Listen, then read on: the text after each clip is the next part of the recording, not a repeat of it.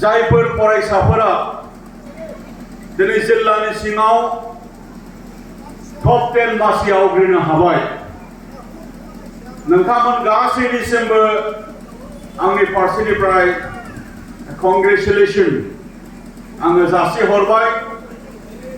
आरो बिमा बिफानिसिमबो दिनै गाव गावनि गथ'खौ खस्थ' खालामनानै फोरोंनानै दिनै जिल्लानि सिङाव टप 10 मासि मोनहोनो हाबाय आरो गुबुन गुबुन फरायसालिनि फोरोंगिरि सार मेडाममोन बिथांमोनाबो स्कुलाव जोथोन लानानै फोरोंनानै जोंनि फरायसाफोरखौ चिरां जिल्लानि सिङाव जिथि मासि आवग्रिहोनो हाबाय बिनि गेजेरावनो मिरु एबसुनि जिथि मासियावबो मासि आवग्रिनाय फरायसा थाबाय बेनि थाखाय आङो बिमा बिफा आरो फोरोंगिरि बिथांमोननिसिमबो आङो रोजा रोजा साबायखरखौ बावनायजों लोगोसे आङो हामलायनाय आङो बावहरदों आरो जायफोर फरायसाफोरा दिनै जिथि मासि आवग्रिनो हायाखै नाथाय फार्स्ट डिभिजन मोनबाय सेकेन्ड डिभिजन मोनबाय थार्ड डिभिजन मोनबाय नोंथांमोन गासैनिसिमबो आङो कंग्रेचुलेशन गाहाम हामलायनाय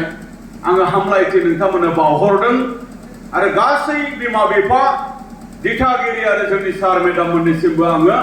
साबायखर आरो आं गाहाम हामलायनाय बावहरदों आरो मिजिंथिदों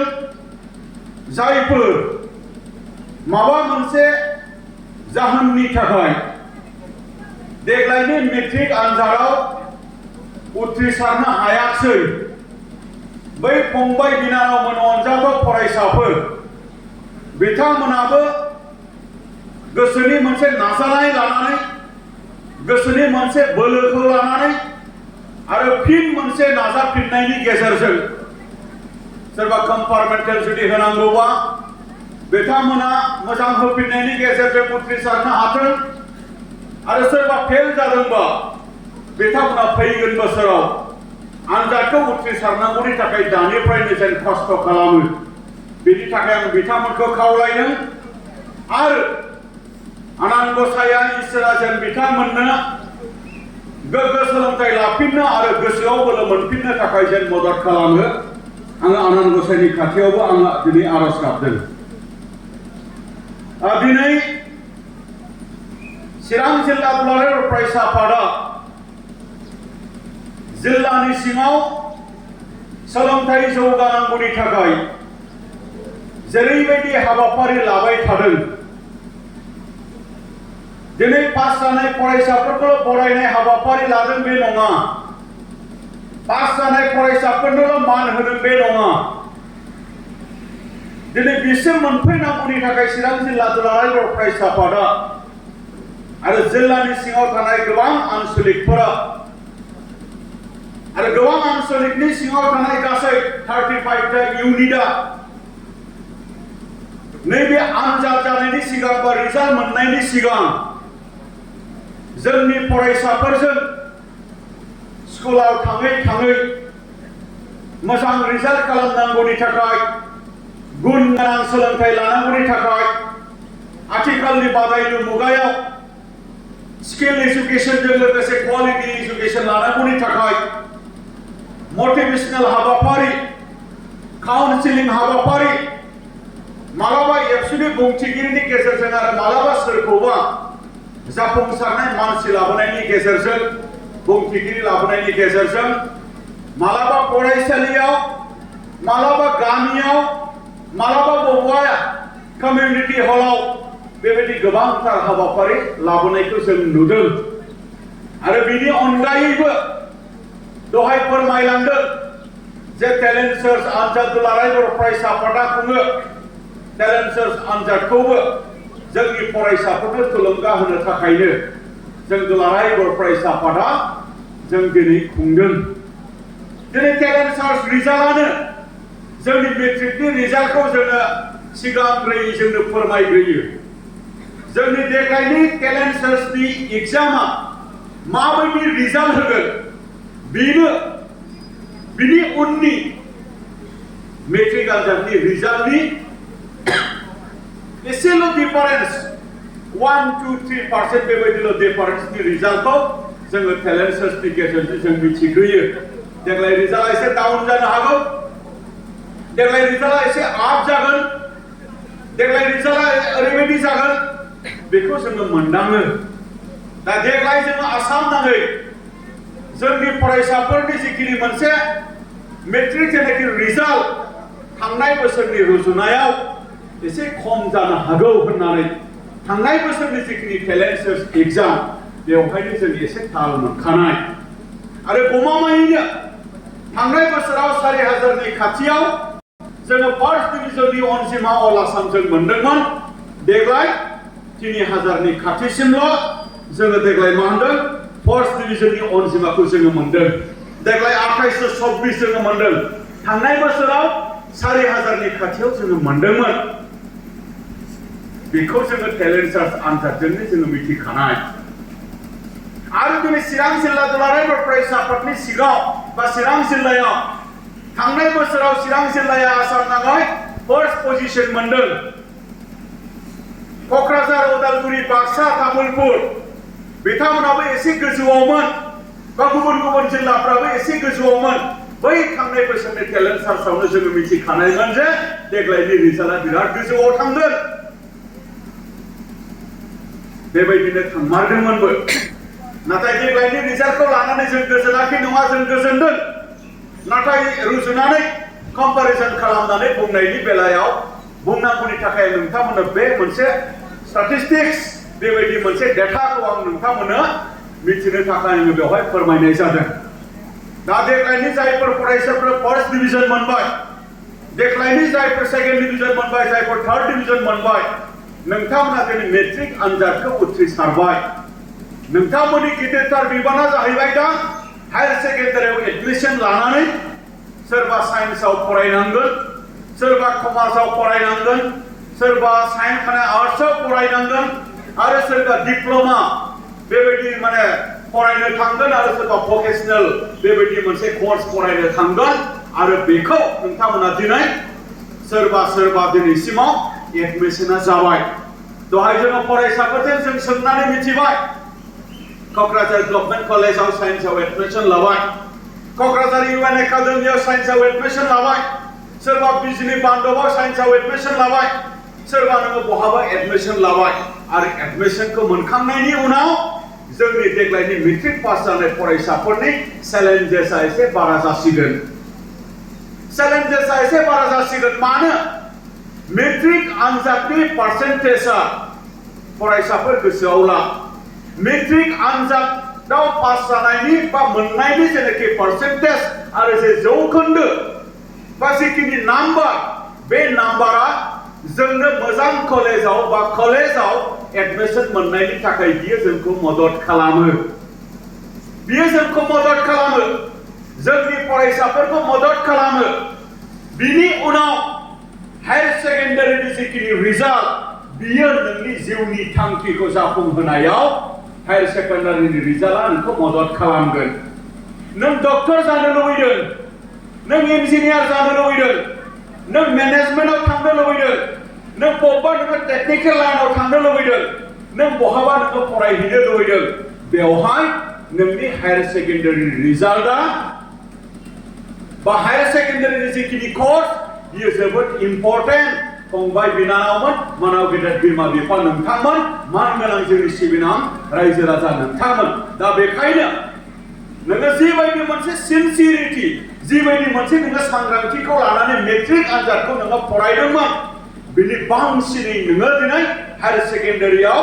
नोङो बांसिन सांग्रां जानानै फरायनांगोन आरो जोथोनाबो बांसिन लानांगोन बिमा बिफायाबो जोंनिया उल्टा जानो नागिरो मालाबा मेट्रिकसिम आं खुनुरुखुम आं दिथा होबाय मेट्रिकसिम आं खुनुरुखुम आं दोनलांबाय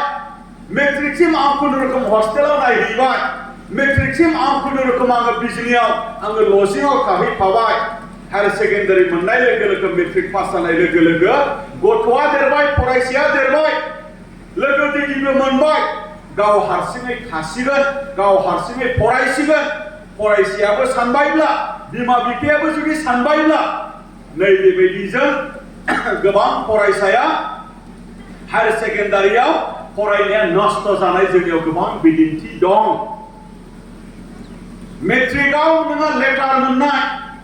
मेट्रिकआव 85% मोननाय, मेट्रिकआव नोङो स्टार मोननाय, मेट्रिकआव डिस्टिंक्शन मोननाय, मेट्रिकआव फार्स्ट डिविजन मोननाय, गावनि बे मेट्रिकनि जिखि नाम्बार बा पार्सेन्टेज बा जौखोन्दो बेखौ मोननायखौनो लानानै आङो हायार सेकेन्डारियावबो बिदिनो मोनखागोन, आं एसेल' फरायबाबो आं मोनखागोन, आङो खम स्कुल कलेजाव थांबाबो आं बे नाम्बारखौ मोनखागोन होननानै जोंनि फरायसाफोरनियाव मोनसे अभार कन्फिडेन्ट, मोनसे गावखौ बांद्राय एसे हाखागोन होननानै गोरलै साननानै लानाय, नैबेबायदिजों गोबां फरायसाया मेट्रिकआव फार्स्ट डिविजन जानाय बा डिस्टिंक्शन जानाय बा स्टार मार्क मोननाय फरायसाया माने हायार सेकेन्डारियाव फेल जानाय गोबां फरायसा दं। जों बेजोंनो जिहेतु गेलेबाय थानाय, जोंनियाव बेफोरबायदि सेन्सास आरो डेटाया जोंनियाव सानफ्रोमबो फैबाय थायो। सोरबा थार्ड डिविजनसो पास जाहैबाय मेट्रिकआव फार्स्ट डिविजन जानाया, सोरबा डिस्टिंक्शन मोननाया मेट्रिकआव नोङो फेल जाबाय,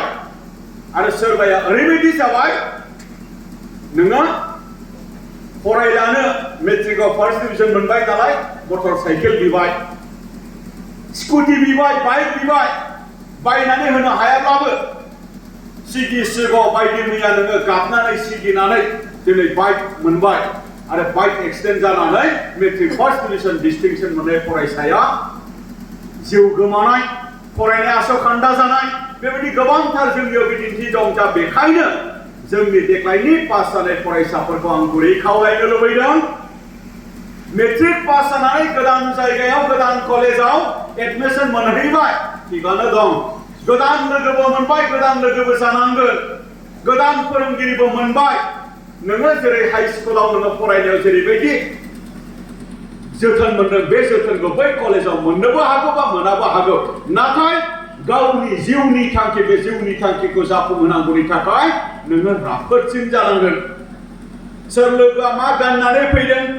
सोर लोगोआ मा सालायनानै फैदों, सोर लोगोआ मा जादों, सोर लोगोआ मा गानदों, सोर लोगोआ मा मबाइल लादों, बेखौनो नुनानै नोंबो जुदि गोसोआ जुदि नोंनाबो दोरोदबायब्ला, नोंबो बेबायदि एन्जय खालामनो लुबैबायब्ला, नोंबो आमोखा बायदि नोङो स्कुलाव कलेजाव मोजां थांला, नोंबो आदाल' खालामबायब्ला, नोंनि मेट्रिकखौ नोङो फार्स्ट डिविजन जादोंब्लाबो नोङो हायार सेकेन्डारि फार्स्ट इयाराव नोङो फेल जाया होननाय जेबो बेवहाय ओंथि थानाय नङा। नोङो फेल जागोन, फेल जायाब्लाबो नोंनि नम्बरा खम मोनगोन। हायार सेकेन्डारियाव नोङो फेल जानानै बा नोङो नम्बरा खम मोननानै जे हायार सेकेन्डारिनि नम्बरा नोंनि जिउनि थांखिखौ जाफुंहोनांगौनि थाखाय मदद खालामोमोन, नों बेखौनो नोङो मोनहैनाय नंला। मानो? हायार सेकेन्डारि पास जानायनि उनावनो नोङो डिग्रियाव एडमिशन लायोबा, आर्ट्सनि स्टुडेन्टआनो जा, बियो मेजर साबजेक्ट बियो लाहैनो गोनां जानोसै। डिग्रियाव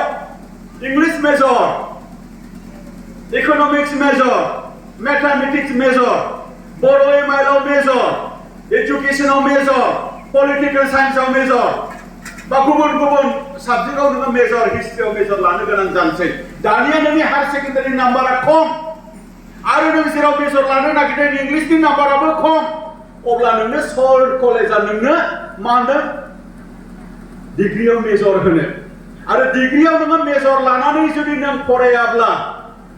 इउनिभार्सिटियाव नोङो दाना बबे साबजेक्टआव नोङो मास्टार्स खालामनो, बबे साबजेक्टआव नोङो एमए खालामनो,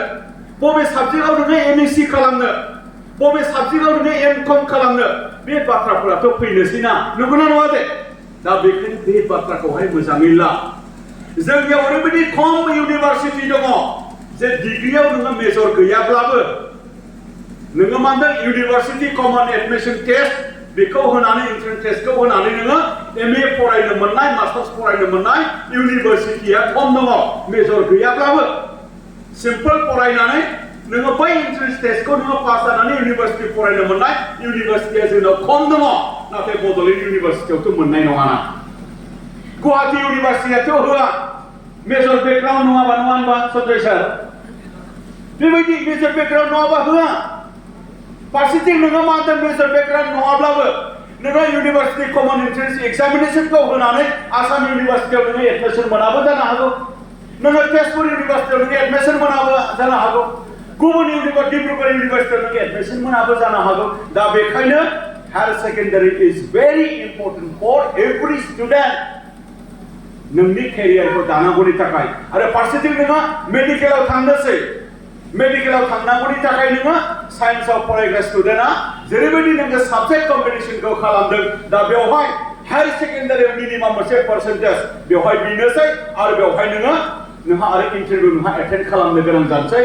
एन्ट्रेन्स टेस्ट नोंहा लिरनो गोनां जानोसै दा बेखायनो बे गासैखौबो जोंनि फरायसाफोरा बिमा बिफाफोरा आरो जोंनि साफ्रोमबो सोलोंथाइखौ